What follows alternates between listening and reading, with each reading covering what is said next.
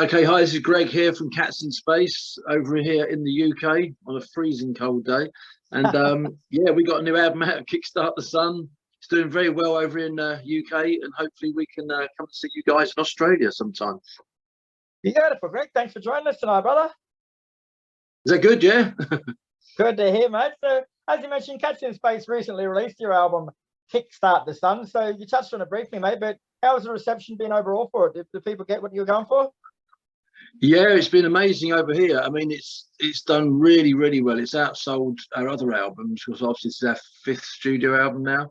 So it's done really, really well. In fact, we're just getting like emails in as we speak saying that it's going to feature very high at the end of year, like readers polls and critics polls and stuff. So we've kind of had a couple of albums of the year coming out with it. So it's been amazing, really, really good. The reports and the reviews have been astonishing, really, because it was a big gamble doing a double album in this day and age, but it seems to have paid off.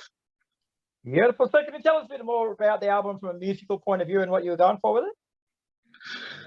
Well, to people out in Oz that don't know who we are, we're kind of a classic rock band in the traditional sense that we're very kind of steeped in the 70s, like Queen, ELO. You know, there's bits of kind of Supertramp in there, John Miles, and all sorts of stuff. You know, a bit of Uriah Heap, and we kind of tend to kind of go down that path, and all the kind of albums that we've done to date have all gone down really, really well in that kind of marketplace, if you like. But Kickstart The Sun was a double album that we tried to do. It's loosely concepted, but it's not a heavy concept album, and it's just basically 15 songs of chaos. No, there's like, we do like epic songs and we do ballads and we do all the usual stuff. So it's very well, you know, as I'm the principal songwriter, you know, very, very influenced by Queen more than anything, you know, and that kind of sound. And yeah, we just go for this huge production that not many bands do these days. So it certainly kind of gets us noticed. Yeah. And you mentioned the fact that it's a double album, mate. Like, was that the plan from the get-go, or did it just sort of happen along the way that you had that much material you had to do a double? Well, that's the thing. It was not meant to be a double, but it was the first time that I've ever done an album where we decided to write what were going to be B-sides, because normally I'm kind of quite skinny with what we do. I literally write enough songs for the album because we don't tend to write faff and then just work on it and dump it. I have a very clear objective when we're doing an album. But this time we kind of did these songs and it ended up being 15. In fact, there were 16 songs. And they just kind of all got better and better as the production and the process went along. And in the end, I just thought, I'm not going to be able to cull this down to one album. And the way that the songs kind of ebbed and flowed amongst themselves, it took it on a path that meant that you needed all 15 songs in place. So we took the kind of very brave move to go to a double album, which obviously increases expense and all sorts of implications. But it seems to have worked. We were very nervous about doing it because obviously it's a big ask in this modern world for people to have an hour of their time to listen to an album from front to back. You know, yeah. Most of them just want to pick out songs and they're forever shuffling on Spotify and iTunes or whatever. So again, because we're an old band in the traditional sense, we want you to put our album on and listen to it from start to finish like we did in the old days, you know. And it's worked. It seems to have worked in spades for us. So yeah, financially a big gamble, but it has paid off up to now. Up to now. And you mentioned the fact that there's a bit of a gamble in the modern age where people's attention spans are less and less. So did you ever like think about or talk about maybe releasing two separate albums a couple of months apart? Well, very, very briefly, we said we could make two albums out of this and then shelve one and bring it out later. But obviously with the manufacturing problems around the world for pressing vinyl these days, you've got to get in there and you've got to get it done, and you've still got a 7-month delay anyway. So we'd have had to have financed what would have been a second album regardless. Yeah, and to be honest, because obviously we have our own record label, we're all self-financed, and we do everything in-house. Everything you see with Cats in Space is totally done in-house, whether it's the artwork, the design work, the promotional work. You know, we have a very small team of people that work for us. So financially, we couldn't have sat on an album for another half a year or so to then release it. So we just went, oh, come on, we're an old school rock band. Let's do a double album like Yes would have done, or, you know, Chicago, whatever, you know, forever releasing double albums. We thought, we'll only do it once, and this was the time. So we thought, yeah, let's do it. Yeah. Sure. So what actual goals did you have going into the album, and do you think you managed to achieve them? So far, so good. I mean, it's like, as I said, it's sold very, very well. I mean, our distributors in the UK and Europe, they, right from the get-go, they said, you're going to have to double your manufacturing, because the way the band's projection is going up, you know, we're going to need more product. So we had to double everything. So we had to do like a limited edition double CD. We had to then do a single CD. We had to do 3 different color variants, because we did an exclusive to HMV stores in the UK. So we had just untold kind of manufacturing stuff to do. And it was literally double what we'd sold before. So as we stand at the moment, it's outsold Atlantis, which was our 4th album. And it's also outsold the older albums that obviously have had chance to sell more already, over the year. Yeah. So it's been good. I mean, our main objective now, we're just finishing off a UK tour. We got 3 more dates to do next week, and then we kind of shut down for a bit. But we're going out again next year in the UK to do some theatre dates, which is going to be a massive move for us to go into theatres and try and do a bit of production stuff. But the goal, as it has been for several years now, is we desperately want to get to Australia and Europe, because we know our music, if it got out there, people would love it, because it's old school, you know. So the goal with this is to get to Australia, because we just know that we'll smash it if we can get out there. Damn, great. And this is the band's 5th album in 7 years, mate. So it's a pretty prolific output, especially in this modern day and age. I know, I've got a lot of stuff going on in my head. But when the band was put together, it's something I wanted to do for a very long time, probably at least a decade. So when all the planets lined up and I could actually get to start this Cats in Space thing with my partner Stevie, the drummer, I sat down and said, look, if this goes, I've got a lot of stuff I want to do, and we've got a limited time to do it, because we're not getting any younger.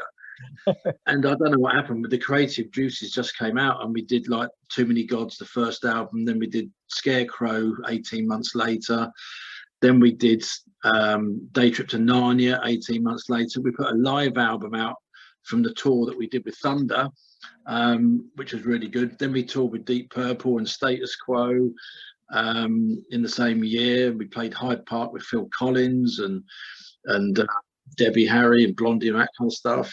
So we had a really good run, and then we brought out like a Christmas record several years ago, and then COVID came out and locked us all down. But we did Atlantis during COVID. So yeah, I mean, I wouldn't say prolific as in terms of I can knock these albums out willy-nilly, but we are a very creative band, and we want to bring out albums because we sell albums. You know, that's our thing in the UK has always been, we can sell albums. You know, touring is hard. You know, trying to get people to come and see the shows, it's getting harder and harder over here. But we can sell albums and product. So we fund ourselves by making records. It's bizarre. It's almost like the old days for us. So I love doing it. You know, I love doing it. We've got a very good team, and I've got a lot to say. You know, so I want to get it out. So you talk about the beginning of the band. So that was in 2015, mate. So take us back to then. Like, what was the musical climate like that gave birth to Cats in Space, and where did you fit in? Well, it was crazy. I've been monitoring the kind of the scene for quite a few years, and my previous band got back together in about 2009, I think it was, and it was just a really hard climate to kind of get out there, and we found it really hard. So basically, I kind of started doing this Cats in Space thing as a side project, but it lit. Something happened, and the people that I got involved, I got Dean Howard from Tapau on guitar joined us, and he played with Ian Gillan. I got Jeff Brown on bass that played with the Sweet for 15 years.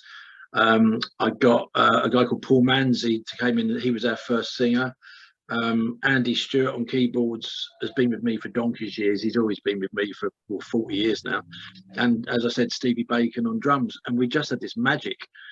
So when we started doing Too Many Gods, we just sat around going, we do not fit in here with this kind of music, with what was going on. But it'd be fun to put it out there and just see what people think. And Scott at Sentinel was the very first person in Australia to review our first album. And we thought this could be an absolute car crash. People would really just laugh at us. And it went nuts. Everybody went nuts over it. So we said, okay, well, let's put it out on the road. Let's do a couple of gigs. And the gigs were nuts.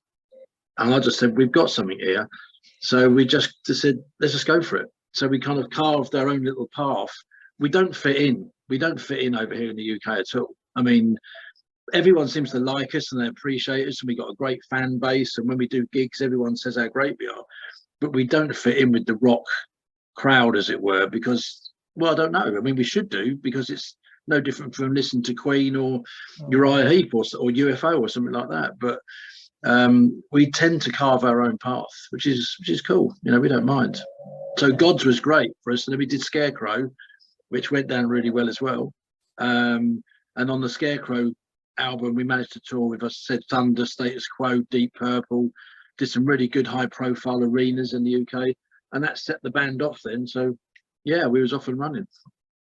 So you mentioned the bands that like got influence from like Queen and Yellow, Supertramp, Uriah Heap, like all classic, awesome bands. But when you started the band, like those bands are like 50 years old now, you know, like they're sort of their music set in a time period, I guess, where people sort of don't like to move on from. So where did you guys take that influence from, I suppose, and have the confidence to put it into a band? Well, I mean, I've only ever really liked the 70s. I mean, anybody that will tell you that knows me, I'm just a complete 70s aficionado. I've never really moved out of it. I mean, the 80s I found was a bit of a weird time. It was okay, bands like Journey and Foreigner and Styx. I love Styx and that kind of stuff. But I always wanted to do the album that I never did when I was a kid, you know. So we said, wouldn't it be great to make an album that sounded like it belongs in your 70s record collection or your old record collection, but it's actually new. And we found that a lot of people of our age in the UK, especially like the over 50s or the over 40s, they've been crying out for a band like us to give them music that reminded them of how they felt back in the day. You know, when you got Night of the Opera, or when you bought Out of the Blue by ELO, or, you know, whatever new album it was at the time. You know, you used to go home and it would be an exciting moment, you know, and it would be really important to them. And we wanted to make music that might connect in that way, and it has. I mean, it really has. We've got like these Uber fans in the UK, Cats in Space fans. They are absolutely seriously fanatical about what we do, and they message us all the time saying about how much our music has kind of given them so much in this kind of modern day, which they never thought they'd get again. You know, in fact, many of them have given up buying new music. Oh, they said, I don't buy new music. I listen to my old stuff. I listen to my old Black Sabbath and Rush albums, but I don't buy much new stuff at all. So then Cats in Space come out, and now they're buying the T-shirts, the beanie hats, the every coloured vinyl, you know, books, bloody, you name it, you know, because we do a lot of merchandise as well, because we sell it, you know. Yeah. We're like a mini Kiss, if you like, you know. Well, a very mini Kiss. I'd like to have Gene Simmons' bank account, but yeah. So it's been really good, because we've just tucked into this kind of people's psyches, you know, and it means a lot to us, because they really take our music exceptionally seriously, even though it's very light-hearted and sort of it's quite whimsical. It also has a connection, because what we do comes from the heart. We're not doing this for a laugh. I mean, if I wanted to do this for money, I wouldn't be doing music like this. I'd be doing Taylor Swift, you know. But what we do, it comes from the heart, and it is absolutely genuine, and it really is. And in fact, our old management company said, what sells your band the best is that it's so clear that you guys really, really love and believe in what you're doing, and that washes over people, you know, and it's a good thing. Yes. So who in the band is a fan of the Kenny Everett video show? Sorry again? Who in the band is a fan of the Kenny Everett video show? I'm assuming that's where the name came from. They've got the Kenny Everett video show, is it? I got a segment called Pigs in Space. Oh, Pigs in Space. Oh, that yeah. Well, funny enough, when we said the band was going to be called Cats in Space, we immediately said that's going to get called Pigs in Space. But yeah, no, we wanted a name that was different. You know, it stuck out. I mean, some people say it's been a bad move for us to have that name because they don't take us seriously. But what we've always said is, yeah, but you don't forget us. You always remember Cats in Space. If we had a name like Excalibur or Black Swords or something, Wagons or whatever, there's so many bands with those names, you forget who you're bloody well listening to, you know. But you always remember Cats in Space. And in fact, we also said eventually people will limit our name down to Cats. They'll just call us Cats. Like you say Deep Purple, you say Purple, Zeppelin, Leopard, Maiden. You don't say Iron Maiden, you say Maiden. You know, I said, so people are going to end up calling us Cats, which a lot of them do. Are you going to see Cats tonight? So it's brilliant. So it's a Marmite name. Yeah, some people love it, some people hate it, but you don't forget it. Beautiful. All right, Greg. Well, thanks very much for your time tonight. It's been a pleasure, mate. The album Kickstart The Sun is out now, and all you Australian people listening to this, make sure you hassle your local representatives and get the band out here soon because you're keen to come. Absolutely. We'd love to come out there, mate, because we think we could come over and smash Oz. So that's the plan. Get us over there.